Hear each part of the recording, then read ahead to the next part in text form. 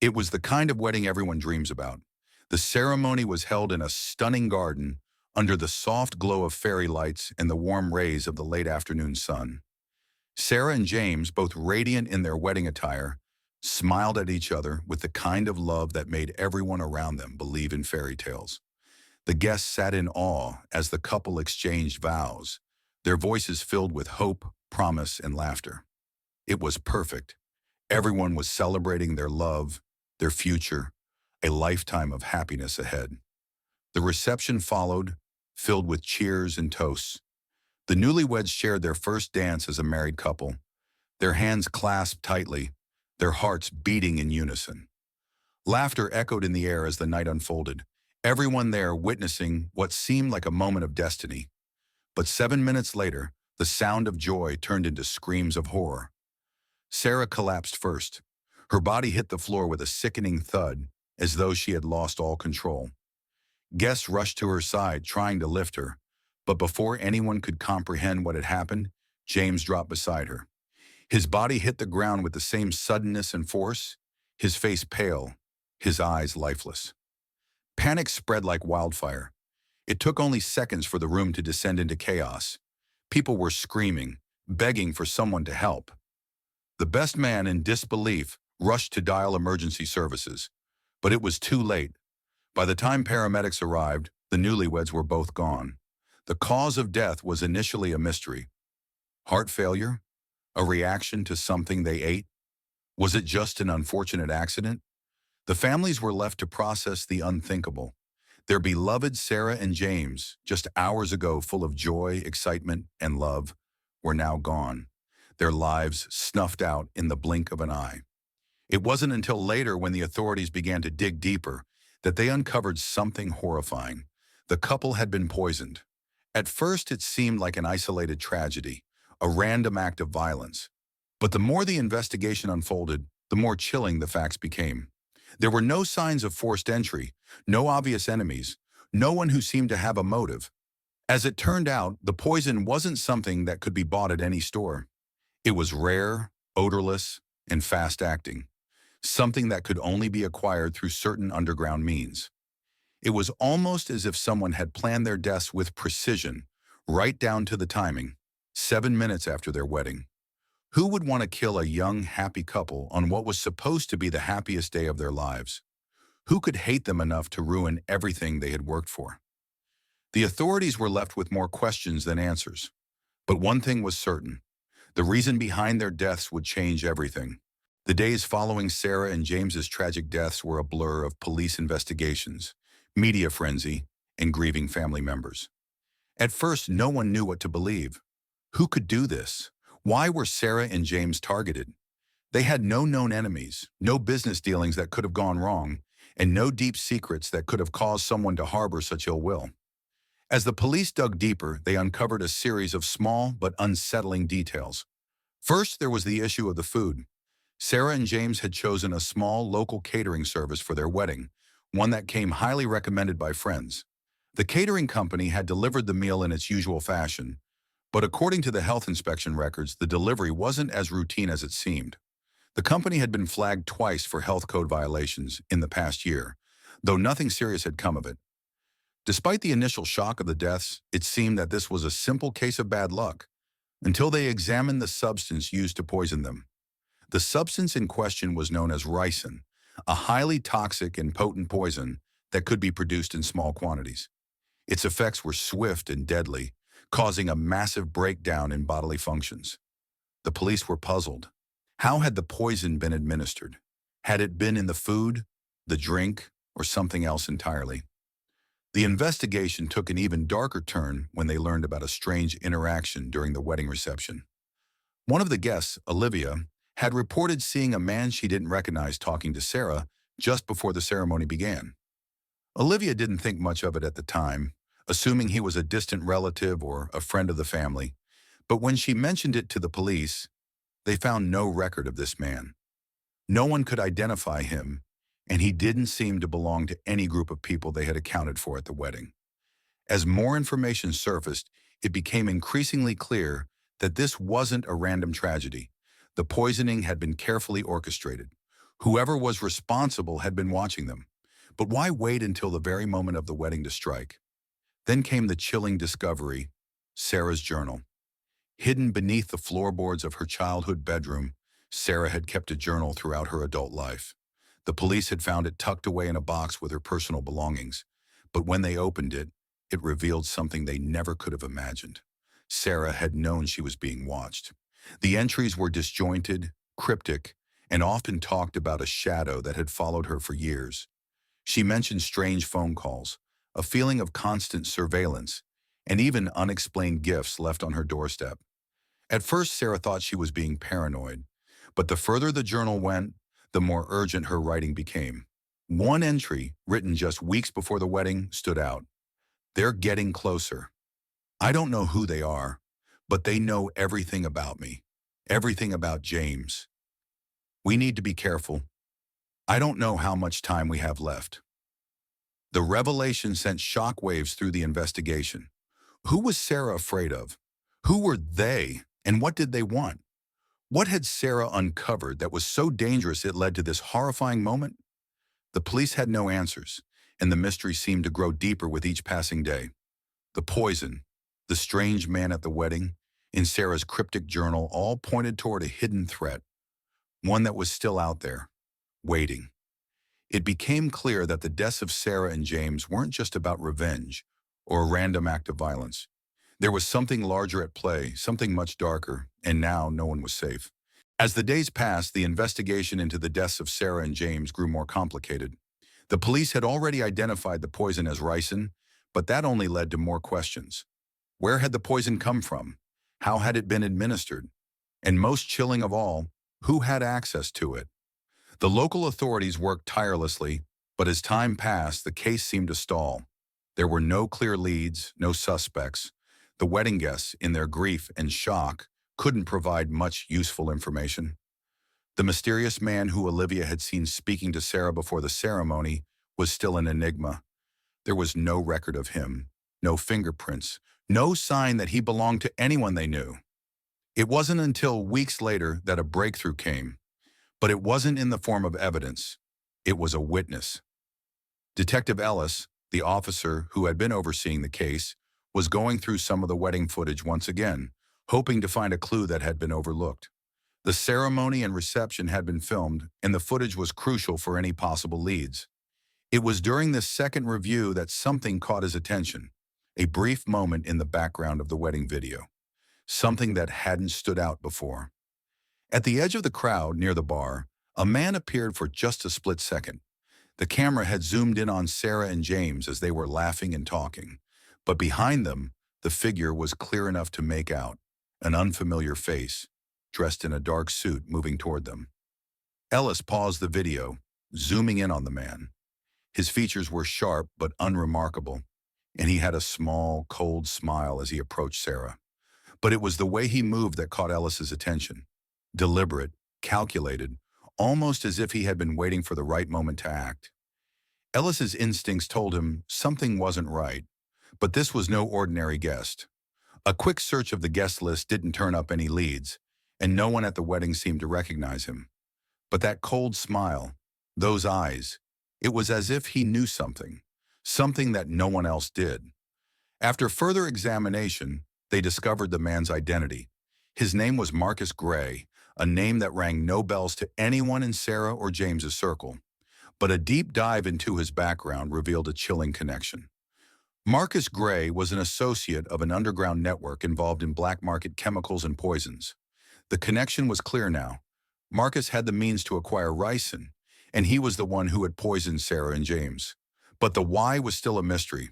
Why would he want to kill them? Detective Ellis dug deeper into Marcus's past, and soon he uncovered something that made his blood run cold. Gray had been hired by someone with deep connections, someone who had been watching Sarah for months, maybe even years. But as Ellis followed the breadcrumbs, they led to a dark place. Sarah and James weren't random targets. This wasn't just a tragedy, it was a carefully orchestrated plot. The deeper Ellis dug, the more unsettling the connections became. There were mentions of large sums of money, an insurance policy on both Sarah and James, and an anonymous phone call just days before the wedding. Someone had set this in motion long before anyone had even suspected a thing. Then came the most shocking revelation of all. Sarah had been involved in a secret business deal, one that she had kept hidden from even her closest friends and family. It was a deal that had gone terribly wrong. Sarah's business dealings had put her at odds with powerful people, people who were willing to do anything to protect their interests. Ellis stared at the growing pile of evidence. This wasn't just a wedding gone wrong. This was a murder, planned meticulously by someone with far-reaching influence. But there was still one question left. Who had orchestrated it all? And why had Sarah kept this hidden from everyone, even James? As the pieces began to fit together, it became clear. Sarah and James had been pawns in a much larger game, and their deaths were just the beginning of something much darker. The pieces of the puzzle were starting to fit together, but the truth felt even more elusive than before. Detective Ellis had uncovered the identity of Marcus Gray and his connection to the underground poison trade. But the bigger question remained, why were Sarah and James targeted? The revelation about Sarah's secret business dealings sent shockwaves through the investigation. The more they looked into her financial records, the more they found a business venture involving an international deal with questionable parties. It wasn't just a small-time transaction. Sarah had been involved in high-stakes negotiations with millions of dollars on the line. Ellis sat at his desk, reviewing the details, the weight of what he had discovered pressing down on him. He stared at the last email Sarah had sent just days before the wedding. The subject was simple, the final deal. But the contents of the message were anything but ordinary. It was a long thread, but the most chilling part came in the last few lines. They want the entire share, but I can't give them that. If they get it, everything will fall apart. James doesn't know what's at stake, and I can't tell him. Not yet. This is bigger than we ever thought, and I don't know how much time we have. The last sentence struck Ellis like a slap in the face. I can't tell him. What was Sarah hiding from James? What had she been involved in that she couldn't share with the man she loved? The more Ellis read, the more he realized that Sarah had been playing a dangerous game. And it wasn't just about money. It was about power. As he dug deeper, he found a series of encrypted messages that led him to a mysterious figure known only as the broker. The broker was rumored to be an elusive mastermind behind several shady business deals across the globe, acting as an intermediary between high-level criminals and powerful organizations. But no one knew who the broker was. No one had ever seen his face. He operated in the shadows, pulling strings from afar. And now it seemed he had set his sights on Sarah. Ellis felt the pieces of the puzzle click into place. Sarah's death wasn't random. She had made enemies with dangerous people, people who were willing to go to any lengths to get what they wanted. But why kill James too? Why destroy the future they had built together? Ellis made a call to the few people who could help him trace the broker's steps.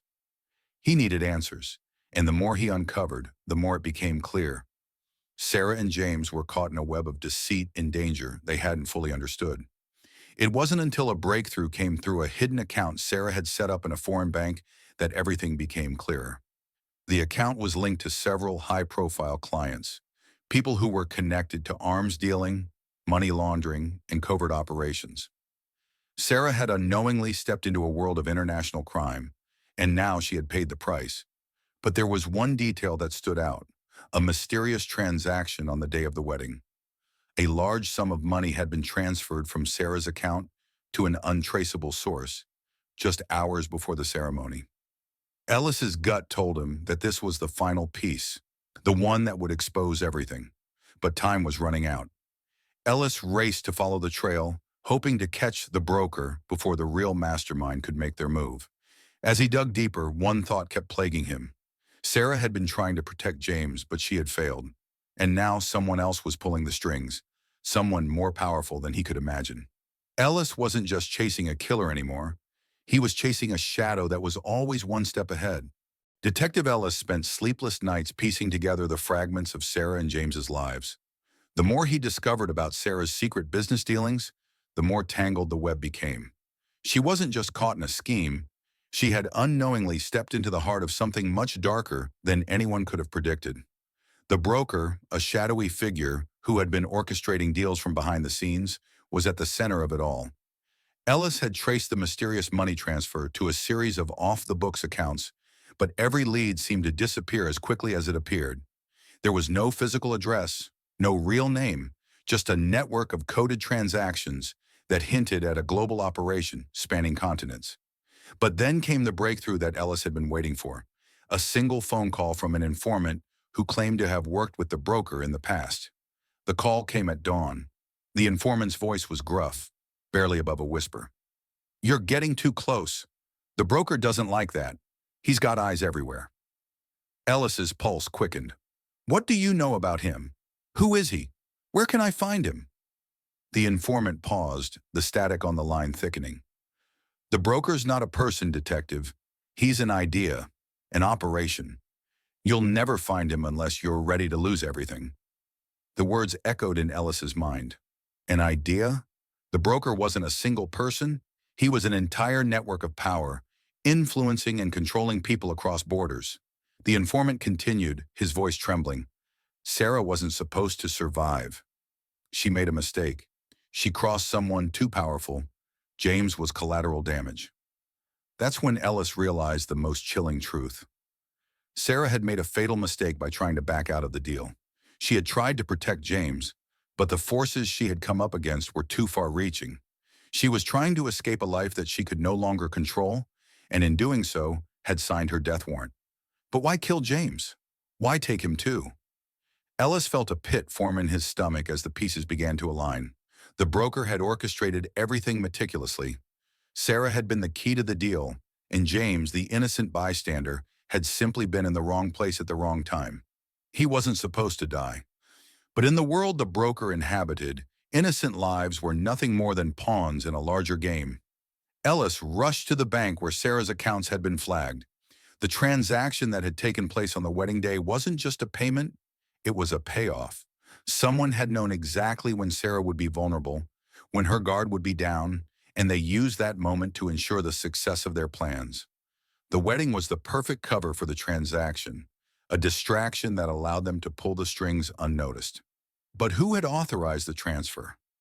Ellis's mind raced as he found the answer in a database, a name that should have never appeared in connection with the wedding or Sarah's life. The name was John Ramsay, a high-profile political figure with connections to some of the world's most dangerous criminal organizations. Ellis froze as he connected the dots. John Ramsay was the key. He was the one who had ordered the execution of Sarah and James. Ramsay was the broker's greatest ally. He was untouchable, above the law. But how had Sarah and James gotten involved with him? The answer lay in the coded messages Sarah had received before the wedding. Messages about a risky business deal, a chance to secure their future. But it had gone terribly wrong. Ellis now knew who was behind the murders. But even with the truth in his hands, he felt no closer to justice. Ramsay's power was vast. He had resources, protection, and influence. Taking him down wasn't just a matter of finding evidence. It was a battle that would put Ellis's life in danger, one that he might not survive. But there was no turning back now. As Ellis stepped out of the bank, holding the final piece of the puzzle, he knew that the fight wasn't over. The broker, John Ramsay, and the criminal network they had built, none of them would get away with this. He had to stop them, no matter the cost. The weight of the truth pressed down on Detective Ellis as he walked out of the bank. The man behind it all, the puppet master, John Ramsay, was now a clear target. He had uncovered the connections, followed the twisted trail of money, deception, and murder. But nothing had prepared him for the consequences of what lay ahead. Ellis sat in his car, the final pieces of the puzzle scattered across the front seat. The transactions, the journal entries, the connection between Ramsay and the broker. Every lead had pointed to one conclusion. John Ramsay had orchestrated the deaths of Sarah and James, and now he was untouchable. But as Ellis went over everything one last time, a dark realization crept into his mind. Sarah and James had been pawns in Ramsay's larger game, sacrificed so that the political deals could go forward without a hitch. The deal had been too big for anyone to disrupt. Ramsay was no ordinary criminal. He was a figurehead in a world so powerful and well hidden that even the police force could barely reach it. His connections spanned borders, and the influence he wielded was stronger than anyone could imagine. Going after him meant challenging not just one man, but an entire network of untouchables who would stop at nothing to protect their interests. But Ellis wasn't someone who would back down. A quiet fury burned within him. He had seen the lives of two innocent people torn apart for greed, for power, and he couldn't let it go. He couldn't let them die in vain. With a sigh, Ellis made a decision. He couldn't take this on alone. He would need help more than he'd ever thought possible. There was only one person he could trust, Sarah's brother, Michael, who had been devastated by the loss of his sister and her new husband. Michael had been kept in the dark, just like everyone else, but now it was time to bring him into the fold. Together they could confront the truth. They set up a meeting, a plan to gather the evidence they needed, to expose Ramsay for who he truly was. But deep down, Ellis knew it wouldn't be easy. Every move they made would be watched. Every step would put them closer to danger. The night before they were supposed to make their move, Ellis received a chilling phone call. It was from Michael, and his voice was frantic, terrified. "They know. They're coming for us." The line went dead. Ellis didn't waste any time. He grabbed his coat, rushed to his car, and sped to Michael's house.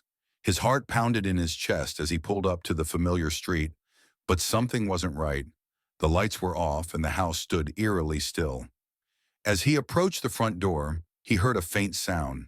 It was a whisper, almost inaudible, but unmistakable, the sound of someone struggling, muffled by walls. Ellis's stomach churned as he forced open the door, only to find it wide open. Inside, the house was empty. Michael was gone. Ellis's heart dropped as he scanned the room. There on the floor was a note. He picked it up, his hands shaking as he read the words. "You're too late.